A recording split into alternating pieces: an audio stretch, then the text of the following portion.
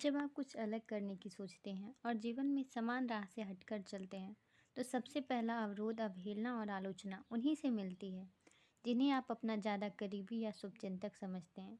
जिनसे आपके संबंध ज़्यादा प्रगाढ़ नहीं है।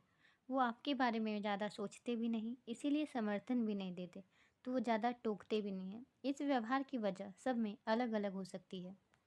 जैसे पारिवारिक सदस्य, रिश्तेदार, करीबी मित्र या सामान्य परिचित, सबके व्यावहारिक समीकरण अलग-अलग उत्प्रेरकों से प्रेरित होते हैं।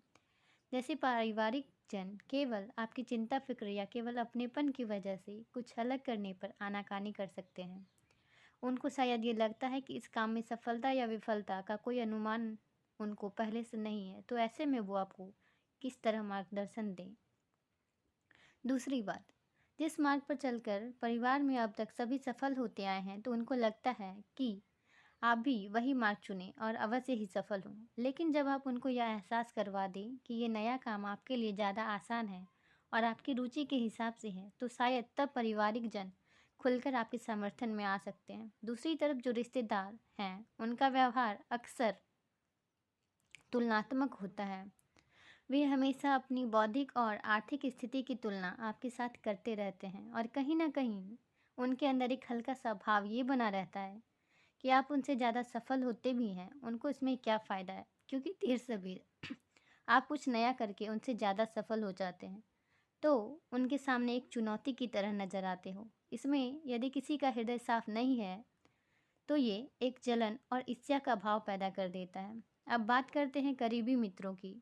इनमें से कोई एक आध मित्र ऐसा ज़रूर हो सकता है कि वो आपका मित्र भी हो और आपका फ़ैन भी है।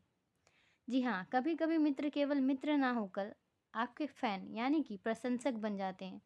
उन्हें आपकी हर गतिविधियों में आनंद मिलता है और अपने आनंद के लिए वो आपके सभी कार्यों में शामिल हो जाते हैं। कभी-कभी वो खुद आपके जैसे कार्य करते हैं और आप लोग आपस में विचारों का आदान-प्रदान और परस्पर सहयोग भी करते हैं। लेकिन जो केवल सामान्य मित्र होते हैं, वो कई बार आपसे ईर्ष्या का भाव भी रखते हैं।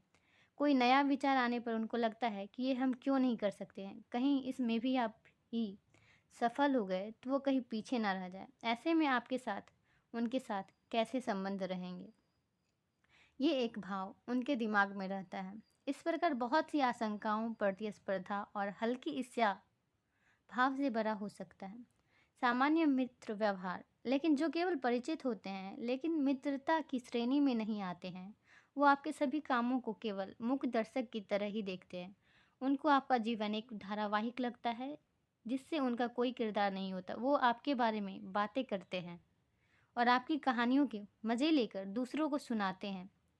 आप उनके लिए एक ऐसी व्यक्ति होते हैं जो उनको कुछ कामों में प्रेरित कर सकते हैं या आपके कुछ कार्य देखकर वो उनका ना ही करने की सोचते हैं, यानी कि आप सबसे ज़्यादा उन्हीं को प्रभावित कर रहे होते हैं जिनसे आपका कोई सीधा संबंध नहीं होता है।